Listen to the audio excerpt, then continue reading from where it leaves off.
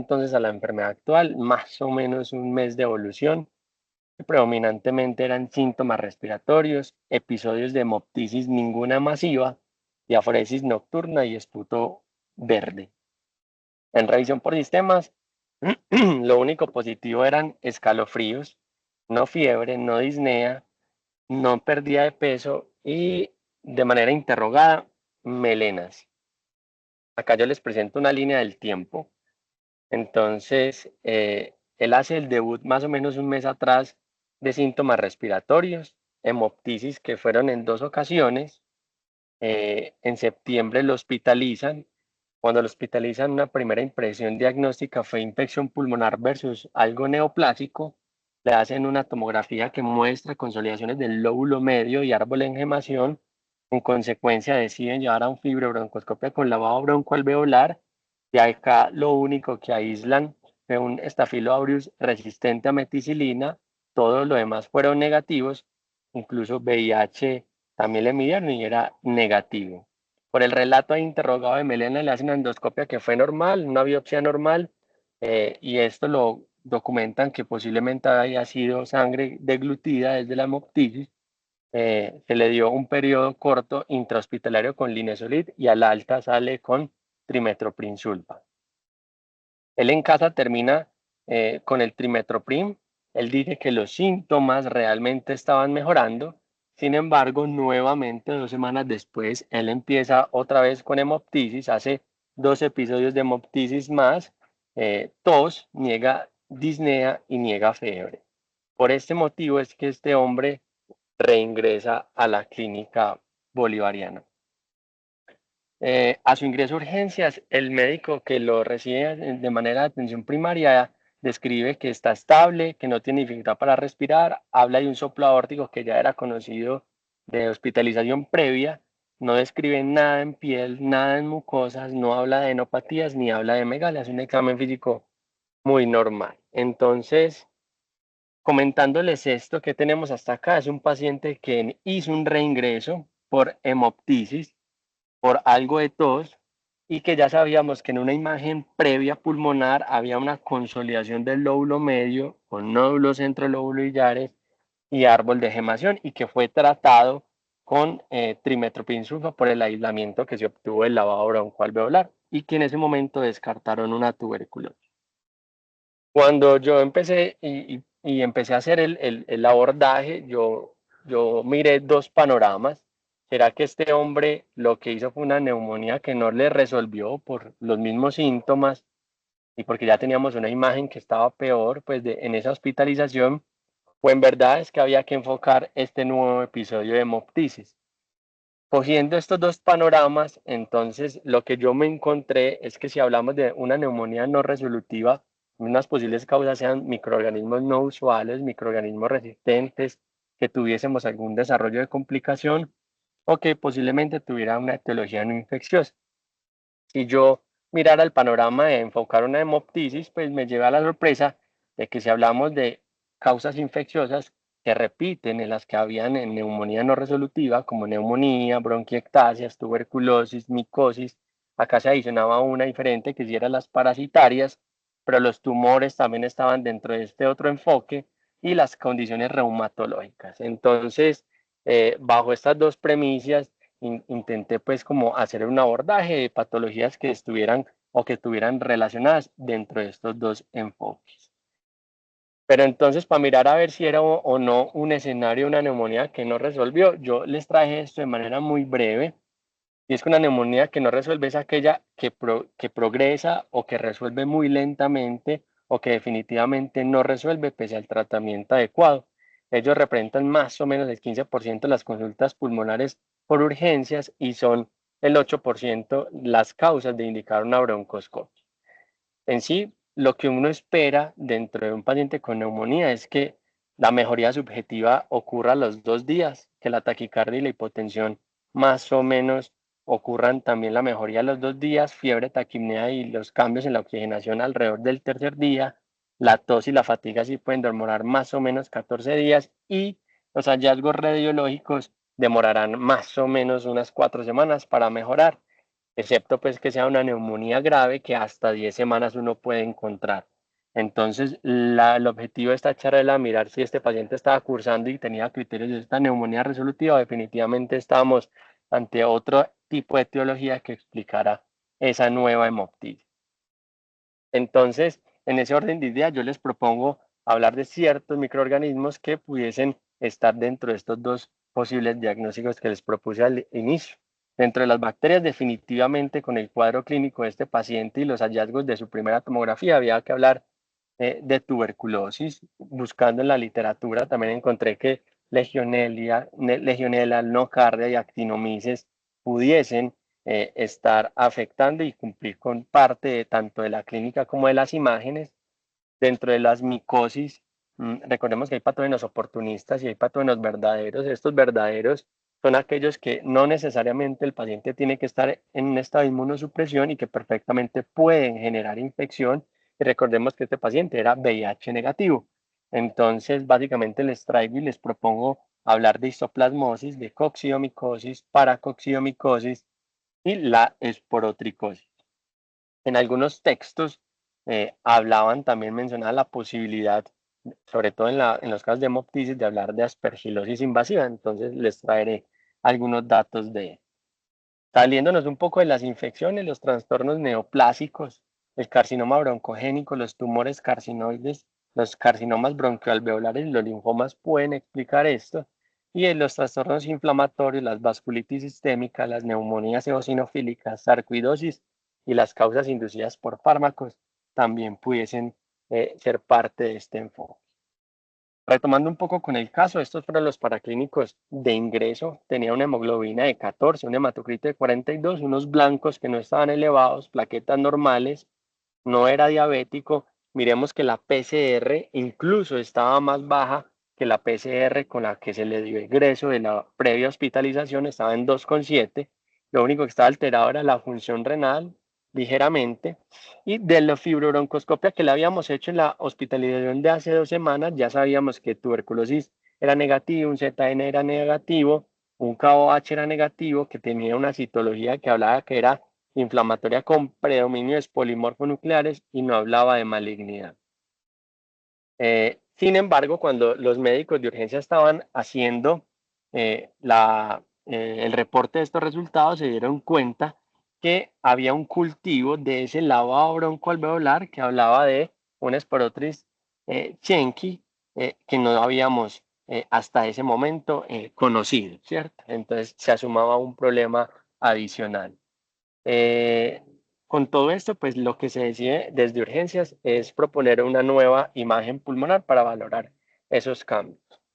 Acá yo les traigo, esta fue la tomografía de esta consulta actual, en donde nos describen que hay unas imágenes de consolidación rodeada por vidrio esmerilado basal izquierdo que no se visualizaban en un estudio previo y que otras consolidaciones que sí se habían visualizado en la tomografía anterior ya estaban completamente resueltas. Además, nos hablaban de nódulos centrolobulares con algo de árbol de gemación, sobre todo basal, bronquiectasias con detritos en su interior y además un engrosamiento de paredes con escasos nódulos apicales bilaterales, que esto ya sí se había observado en la TAC previa. Les traigo acá el comparativo de la primera tomografía de esa hospitalización pasada, en donde definitivamente, sobre todo a nivel basal, pues habían unos cambios que en la nueva tomografía ya no se visualizaban. Este fue un videito que yo les traigo, lo grabé yo, está un poquito movido, pero es más o menos para, los enlacé para que miráramos en paralelo cuáles eran la imagen de la izquierda era la imagen de la primera hospitalización y la imagen de la derecha era la de la segunda hospitalización, y vemos que definitivamente consolidaciones que estaban ya no están, y en la nueva tomografía pues sí se observaban, eran unas nuevas consolidaciones.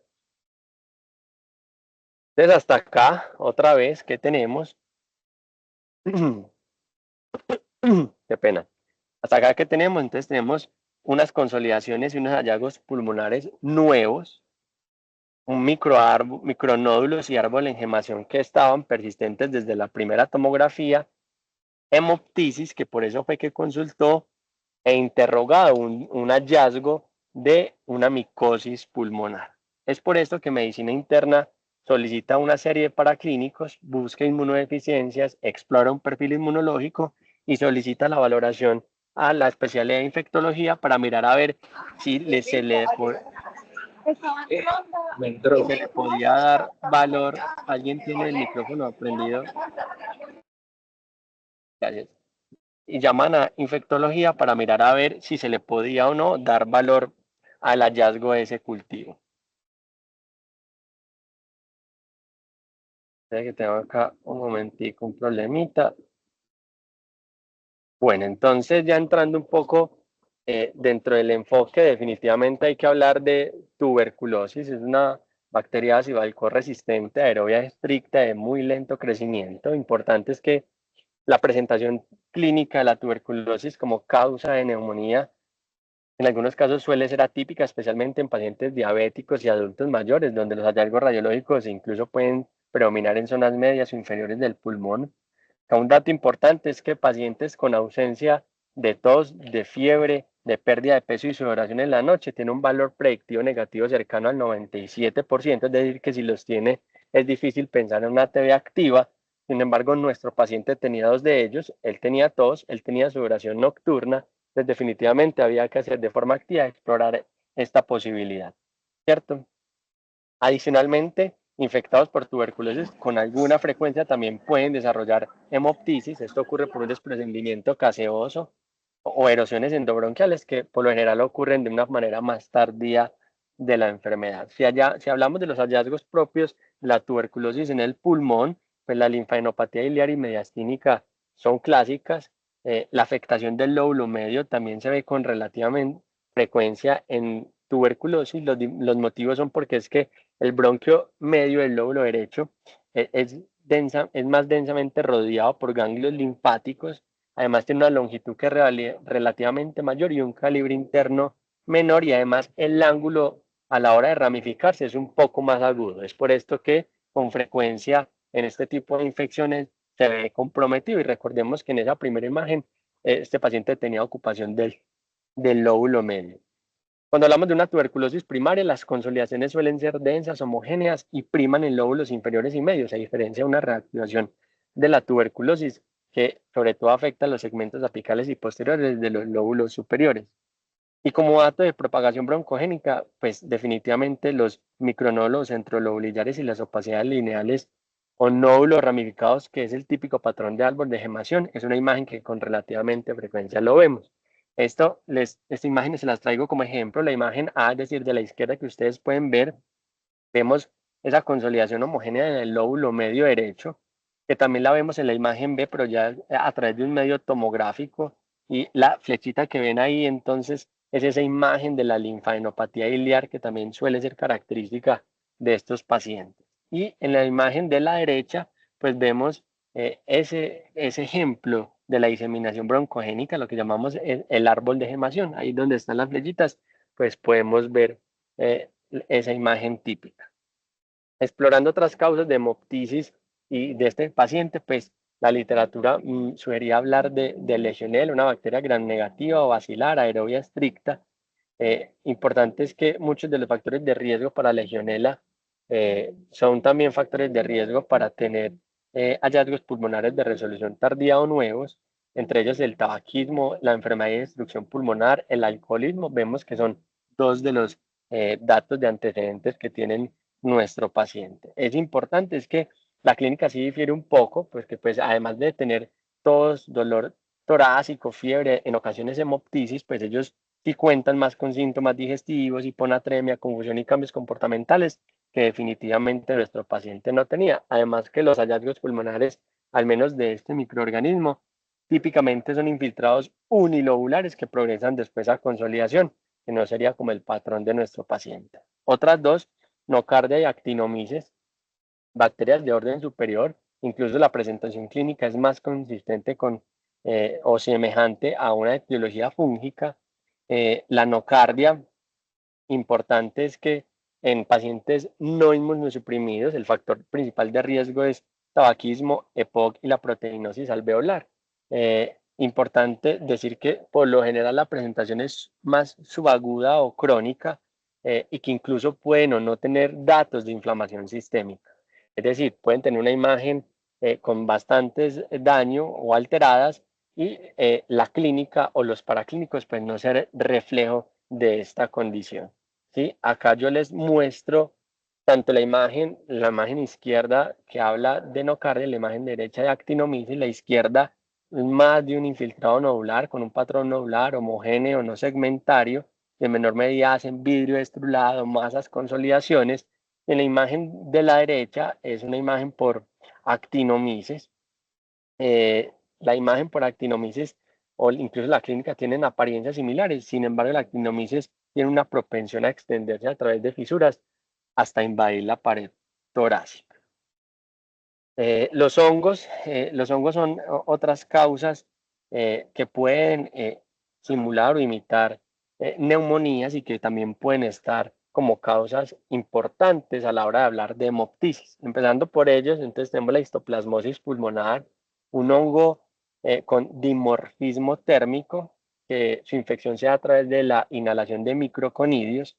Ella empieza con una inflamación aguda, fiebre, tos no productiva y malestar son como los síntomas clásicos. Como signo clásico es las sibilancias unilaterales. Muy posiblemente esto se dé es por el compromiso iliar que ellos suelen hacer de obstrucción iliar que predisponga pues, a este tipo de sibilancias. ¿Cómo lo sospechamos? Toda neumonía con linfadenopatía mediastínica o iliar o una neumonía de etiología desconocida que poco responde a manejo empírico o masas mediastínicas o iliares, pues pueden ser muy sugestivas de esta condición. Aquí yo les traigo una imagen típica de infección por histoplasma. Los ganglios linfáticos mediastínicos iliares suelen ser agrandados con infiltrados focales. En otras ocasiones esos infiltrados pulmonares suelen ser irregulares o micronodulares y en menor medida infiltrados densos que luego progresan a lesiones cavitarias. Es relevante es que la histoplasmosis tiene algo de de preferencia para afectar el lóbulo superior. Eso es como una característica de ellos. Y como hallazgos menos frecuentes, pues los parches en vidrio esmerilado que pueden estar presentes en los lóbulos superiores, medios, inferiores y bronquiectasias cilíndricas, que recordemos que incluso nuestro paciente, además de tener vidrio, árbol de gemación, pues también nos habían descrito bronquiectasias cilíndricas, entonces puede ser una posibilidad. La coccidiomicosis, si bien la mayoría de las infecciones son asintomáticas, la clínica puede variar desde una neumonía aguda hasta una infección diseminada. Más o menos el 60% de los pacientes se quedan sin atenciones porque no consultan y la manifestación clínica primaria definitivamente es la pulmonar. No es un germen que en nuestro medio sea usual, pero definitivamente al buscar la literatura, si hay reportes de casos autóctonos en Colombia y por eso se los traigo. La clínica es fiebre, sudoración nocturna, pérdida de peso, malestar y fatiga. Y a nivel extrapulmonar, como dato o perla, es el eritema nodoso y el eritema multiforme. Esta es la imagen que ellos hacen. Ellos hacen infiltrados densos unilaterales con adenopatías ciliares. De ese mismo lado, las adenopatías ciliares y mediastínicas por lo general no se producen en neumonías bacterianas y deben alertar al médico o al clínico sobre la posibilidad de tener algún tipo de infección micótica. Ya casi saliendo pues como de los hongos, la paracoccidomicosis es un hongo también térmicamente dimórfico, que su infección es a causa de la ingesta de, de de conidias, es importante mencionar que hay dos tipos de presentación, la juvenil y la crónica. La más común es la crónica, cerca del 90% de los casos. Los síntomas típicos de esta infección es la tos seca y la disnea y en menor frecuencia la hemoptisis. Si no fuéramos a explorar como los hallazgos pulmonares, entonces típicamente son infiltrados intersticiales alveolares mixtos, periliares y simétricos que pueden de predominio afectar el campo inferior y con menor frecuencia hacer vidrio estrulado, consolidaciones, masas y cavitaciones. Esta es una imagen que yo les propongo. Son imágenes más viejitas, donde aquí vemos unos infiltrados alveolares e intersticiales mixtos, sobre todo de predominio parailiar. Las aspergilosis invasivas se las traigo. Clásicamente, uno habla de aspergilosis en aquellos pacientes neutropénicos que han sido expuestos a antibióticos por muchos días o que están críticamente enfermos o que reciben altas tasas de esteroides, pero revisando la literatura encontré diferentes reportes y series de casos donde decía que cada vez más se reconoce la infección en pacientes adultos mayores con enfermedad pulmonar que incluso reciben dosis muy bajas de corticosteroides, ¿cierto? Y que por sí pueden o imitar una neumonía bacteriana o ser causa etiológica de hemoptisis. De entrada, el principal factor de riesgo pues, para padecer de esta enfermedad definitivamente es el daño pulmonar estructural. Dentro de los hallazgos radiológicos, sí se nos sale un poco más de la de nuestros pacientes. Ellos usualmente hacen aspergilomas, nódulos de aspergilos o, como ven en la imagen de la derecha, pues enfermedad cavitaria o fibrosante crónica. Como causa de hemoptisis o de neumonía que resuelven lentamente, pues también hay que hablar de microorganismos resistentes. Les traje uno solo, el estafilococo aureus resistente a meticilina, y es porque fue el hallazgo que tuvimos en ese primer cultivo del lavado broncoalveolar. Como dato epidemiológico relevante, recordemos que el pródromo de infección viral por influenza tiene un papel muy importante. Clásicamente, la clínica de ellos son síntomas respiratorios severos, fiebre alta, alta respuesta inflamatoria y hemoptisis. Hay dos picos de presentación, los pacientes jóvenes o los pacientes muy ancianos, y el comportamiento de las neumonías por aureus resistentes es más de neumonías multilobares y neumonías necrotizantes. Acá yo les muestro la típica imagen, la de la izquierda es la neumonía multilobar, la de la derecha es aquella neumonía necrotizante.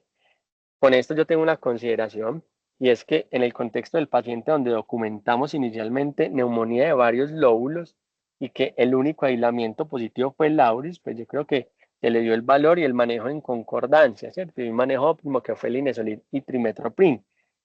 Incluso vemos cómo esas consolidaciones que inicialmente estaban al hacer la tomografía de control ya estaban resueltas. Entonces, ahí hablar de que si tiene o no criterios de neumonía que no resuelve, pues yo bajo este escenario diría que difícilmente uno podría hablar eso, puesto que la neumonía y las imágenes resolvieron. ¿Qué pasa acá? Yo creo que muy posiblemente pudiese haber sido una sobreinfección de un problema estructural de base, el cual no identificamos en una primera revisión. Explorando etiologías infecciosas, eh, hay una variedad de etiologías infecciosas que conllevan a infiltrados pulmonares y que pueden incluso simular neumonías, ¿cierto? Yo les traigo acá varios ejemplos. Están los trastornos neoplásicos. En azulito, el carcinoma broncogénico y los tumores carcinoides, ellos son la causa más común de obstrucción endobronquial y que pueden conducir a neumonías y a hemoptisis, mientras que los que están en naranjadito, el carcinoma de células broncoalveolares y los linfomas son las causas más comunes de infiltrado alveolar que pueden imitar una neumonía.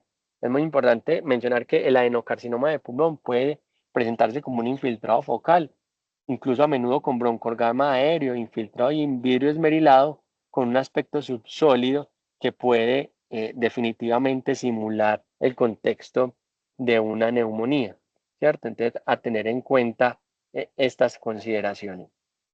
Otra causa no infecciosa, definitivamente las vasculitis sistémicas, eh, especialmente las vasculitis de medianos vasos, como la granulomatosis con polangeitis o los síndromes pulmón-riñón, los síndromes de hemorragia alveolar, que definitivamente pueden hacer infiltrados pulmonares y simular un proceso infeccioso a nivel pulmonar. Acá la broncoscopia y el lavado broncoalveolar definitivamente van a ser útiles, sobre todo para hacer el diagnóstico de hemorragia alveolar, y a esto apoyado a un perfil traumatológico, pues terminará de orientar el diagnóstico. La neumonía eosinofílica, tanto crónica como aguda, se caracteriza por la acumulación de eosinófilos en el espacio intersticial alveolar y típicamente se presentan con tos, con fiebre, con disnea, con sibilancia, sudoraciones nocturnos, hemoptisis e infiltrados radiológicos, ¿cierto? Que pueden, como ya les he mencionado con las otras características, simular las dos enfermedades que estábamos sospechando. Respecto a la sarcoidosis, puede confundir definitivamente una neumonía, sobre todo cuando el paciente presenta enfermedad netamente del parénquima pulmonar y no presenta enopatías intratorácicas o no presenta otro tipo de afectaciones extrapulmonares clínicamente evidentes. Recordemos que nuestro paciente, además del pulmón, todos los otros sistemas estaban sanos, ¿cierto? Aquí yo pues les comparto los hallazgos típicos de estas dos enfermedades. Miren que tienen comportamiento con mucho vidrio estrulado, con un patrón nodulillar, incluso la presencia de consolidaciones generalmente peribronquiales con broncograma aéreo y árbol de gemación pueden hacer confundir perfectamente algún tipo de etiología infecciosa. Y la inducida por fármacos, ellos pueden generar incluso la hemoptisis o infiltrados que logremos localizar en los pulmones. Acá yo les traigo la mención de algunos, pero la lista es larga: amiodarona, metotrexate, bleomicina, la nitrofurantoína, la terapia antineoplasia sistémica, definitivamente pudiese condicionar enfermedad del parénquima del pulmón. Si retomamos el caso, acá tenemos unos nuevos exámenes. El paciente nuevamente saca el examen de VIH negativo, ANAS negativos, complemento no consumido, ANCAS por ELISA, el MPO3 y el PR3 fueron negativos, una electroforesis de proteína que hablaba más de una inflamación crónica.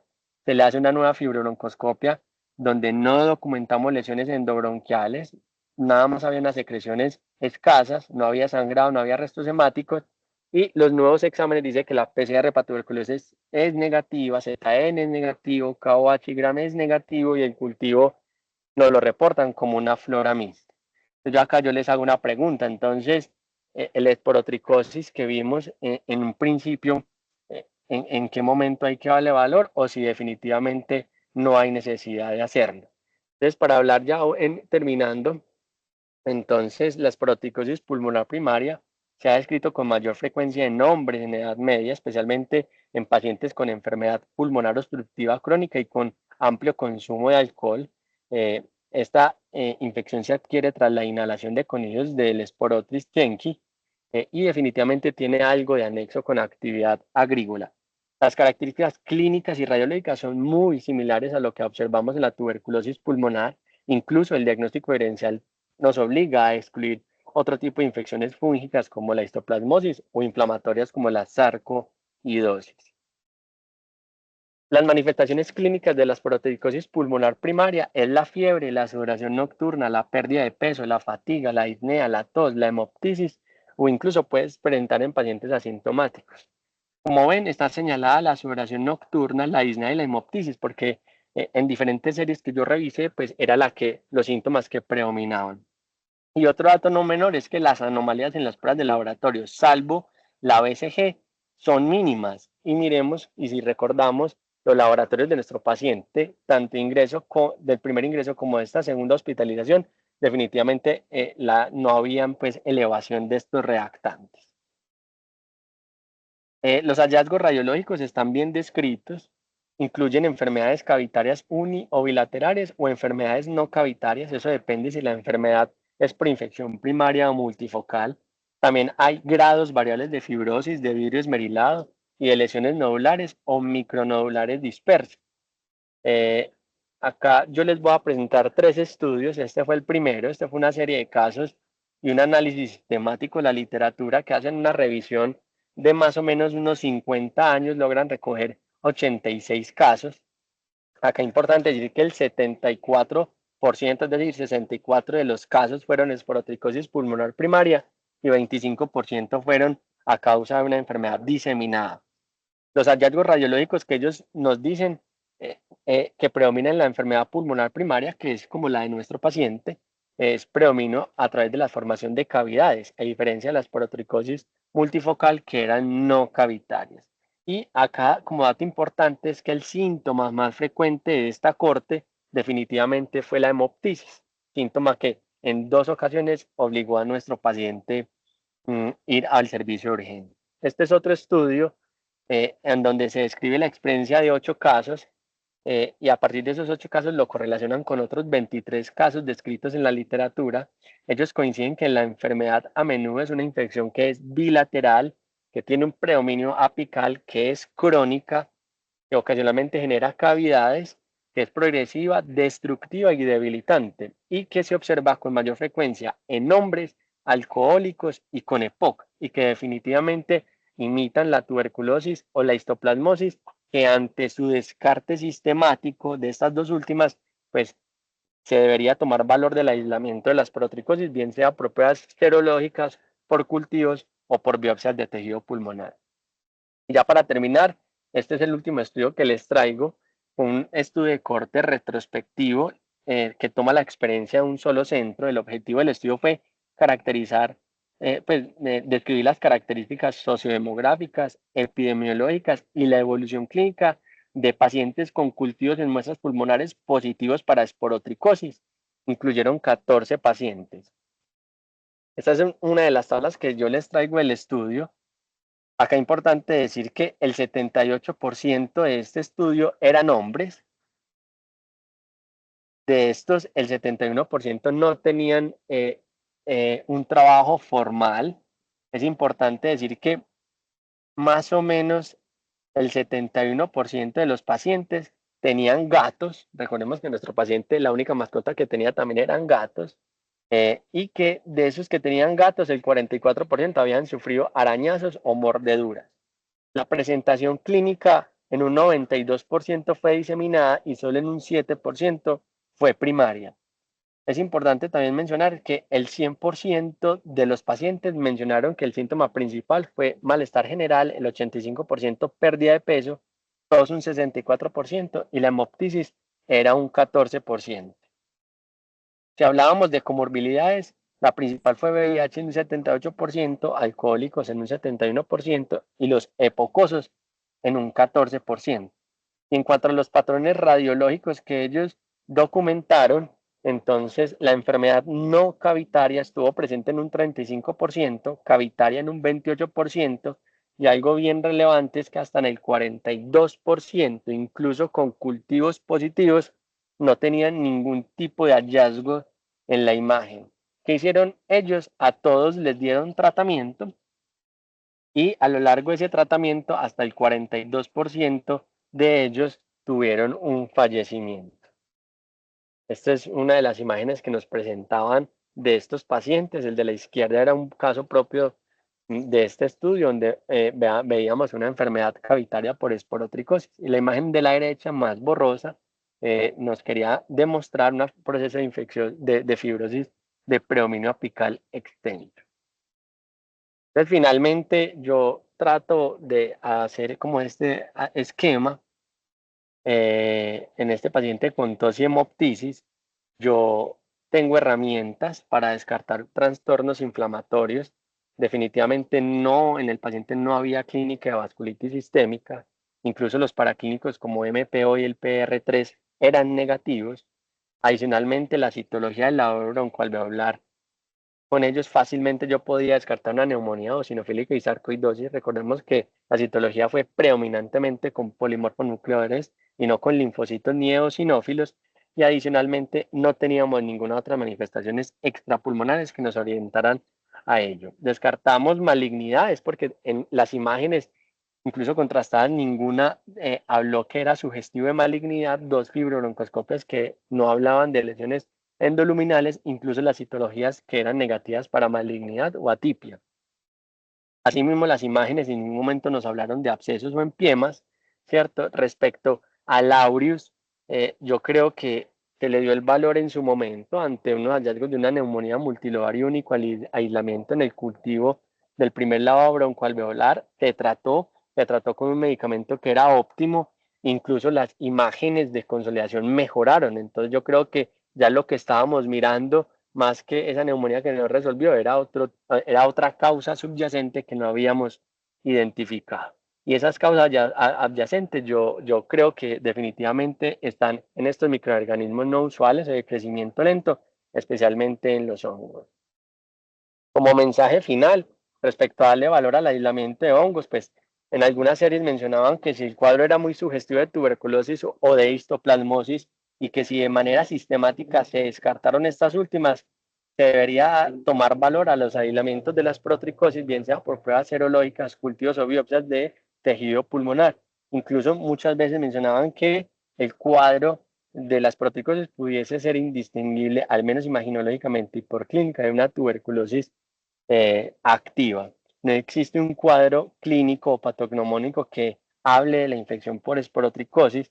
Sin embargo, en este paciente vemos que comparten características demográficas, clínicas y algunas imaginológicas. Y yo creo que es el único aislamiento pues, que tenemos y que pudiese explicar lo anterior. Lo que se hizo con este paciente entonces, dado que hasta este momento no se tenía ningún otro aislamiento y que entendiendo que los cultivos hasta 4 semanas no tenemos resultados, pues se le dio de alta con una cita de revisión con estos cultivos. Definitivamente yo apoyaría este tipo de conductas, adicionaría una imagen de pulmón para mirar a ver qué pasa y cuál es la evolución de esas consolidaciones que ya habíamos visto en esa segunda ataque. En caso de no resolución o progresión de la enfermedad o de síntomas, pues definitivamente será apropiado un enfoque diagnóstico un poco más agresivo, ¿cierto? Más agresivo, entendiendo pues hacer ya biopsias o algún estudio histopatólico si así pues fuera necesario. Yo, esto es todo lo que yo les traigo para hoy. Muchas gracias y quedo atento a todos los comentarios.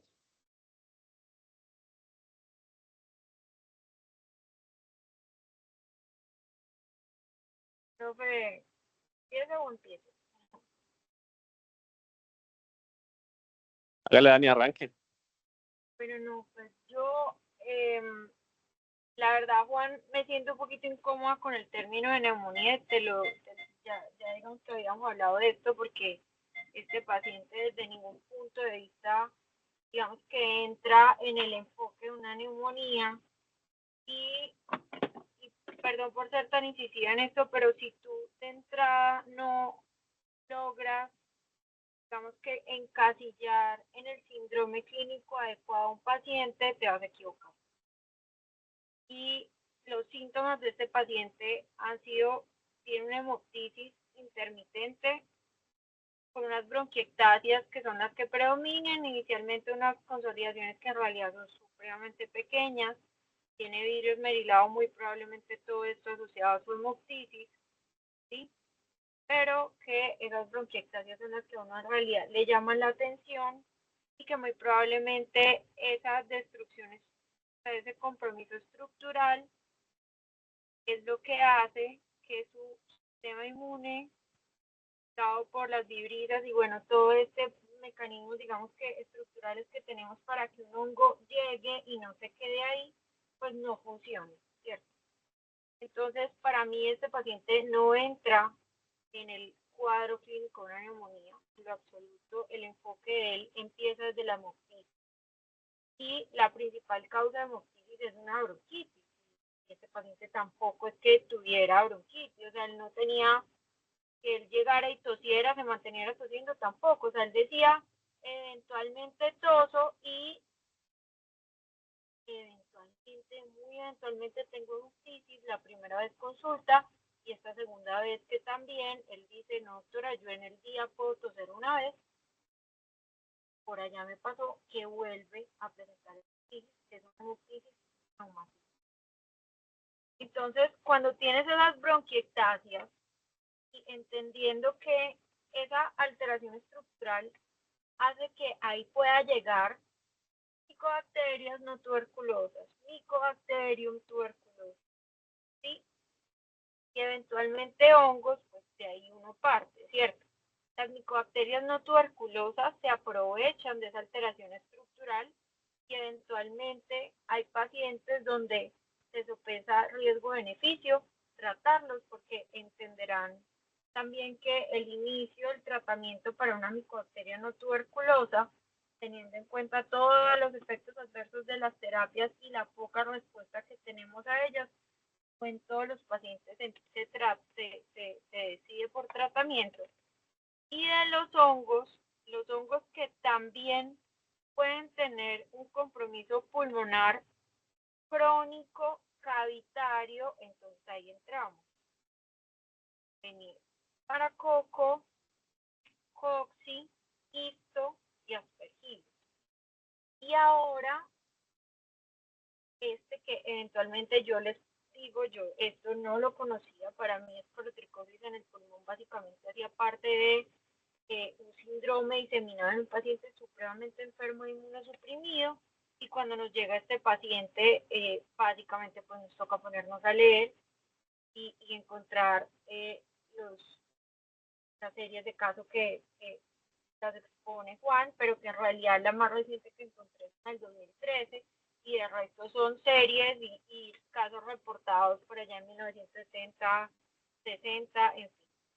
Entonces, Juan, basado en eso, cuando vamos a descartar el compromiso por micosis crónicas y teniendo en cuenta las principales etiologías, ¿tú qué exámenes vas a pedir? Para coco, histo, coxi y aspergillus. ¿Qué cosas consideras importantes solicitarle a un paciente? Porque ahorita nos dijiste, hay que descartar histo y tuberculosis antes de pensar en esporo. Sí, de acuerdo, profe. A ver, yo, pues ya se le habían pedido la PCR y todas las tinciones dentro de las pruebas del lado broncoalveolar. Pues también apoyaría, no sé, el caso de hacer una PCR en orina, una antigenuria para esto, que también pudiesen aportar como para el abordaje de este paciente. Y, Pe- y el rendimiento del antígeno de histo en el compromiso cavitario, o sea, en un compromiso pulmonar crónico, ¿qué tanto es en un paciente no VIH? Pues, profe, definitivamente que esté diseminado será mejor. Si está ahí cavidad, yo creo que sí, si el rendimiento sí es más poco. Entonces, ese examen, por ejemplo, si lo vas a pedir, pues uno lo tiene que tener en cuenta que el rendimiento aquí no es alto, en realidad en nuestro medio no está estudiado. Las validaciones de antígeno de histo se hicieron en pacientes con HIV, en histoplasmosis diseminada, pero en crónica tú ahí no vas a tener. Entonces en crónica existe la serología tanto por inmunodifusión como por fijación de complemento, donde te van a ayudar a hacer el diagnóstico de las manifestaciones crónicas tanto para histo como para coco. Entonces aquí es fundamental en este tipo de escenarios pedir esos dos exámenes porque te van a ayudar en histo y en paracoco. Las tinciones no te van a ayudar de a mucho. Eventualmente si encuentran, digamos que las soconillas de histo por el tamaño te pueden guiar, pero no te van a hacer diagnóstico. Los cultivos van a ser fundamentales, pero esos dos exámenes te van a rendir mucho mejor que si le vas a pedir un antígeno de histo. Listo. Perfecto. Profe, no sé qué más se le ocurra. No, nada, te digo pues lo que han mencionado. Digamos que es un escenario que no es común ni usual, pues, y lo que hice ni pues tocó ir a revisar y a mirar, y tampoco hay mucho, pues, digamos que realmente no hay mucha cosa descrita, pero finalmente yo creo que el escenario, pues, la respuesta la va a dar uno, pues, la evolución del paciente, ¿cierto? Yo creo que este man, no sé si está estable, bueno, en fin, uno realmente no tiene ningún urgencia, pues, como el tratamiento. Aunque con este señor estuvimos tentados, pues, y cuando yo no lo vio Dani, creo que Cristian también lo vio, pues cuando me lo comentaron, yo dije, pues, como vamos a esperar, pero lo que tiene, mm, tiene esporotricosis, pero pues finalmente cuando uno se va a mirar y a evaluar, eh, todavía hay mucha incertidumbre, pues está como en una zona gris. Entonces, bueno, pues digamos que ahí a veces es bajarle un cambio y esperar y definir que el paciente mismo pues, evolucione y hacerle seguimiento estrecho. Y lo otro es, digamos que en los diagnósticos diferenciales que mencionaste, pues hay un tumor que relativamente, pues no es muy frecuente, pero pues que muchas veces puede dar mucho compromiso parenquimatoso, puede dar cavitaciones, puede dar un compromiso estructuralmente pues, importante que se asemeja mucho a infecciones por micobacterias no tuberculosas. Es una variante de la adenosia de pulmón, que es el carcinoma pues, o el tumor elapídico, que digamos que entre los diferenciales creo que cabría ahí y es como un tipo pues de tumor que es una variante de una adenosidad de pulmón.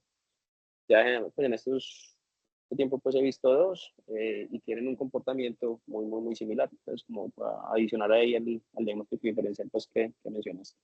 Pero el resto, no, yo creo que pues, lo que discutieron ahí con Dani, y bueno, no, pues esperar. Perfecto. ¿Alguien más? ¿Una pregunta?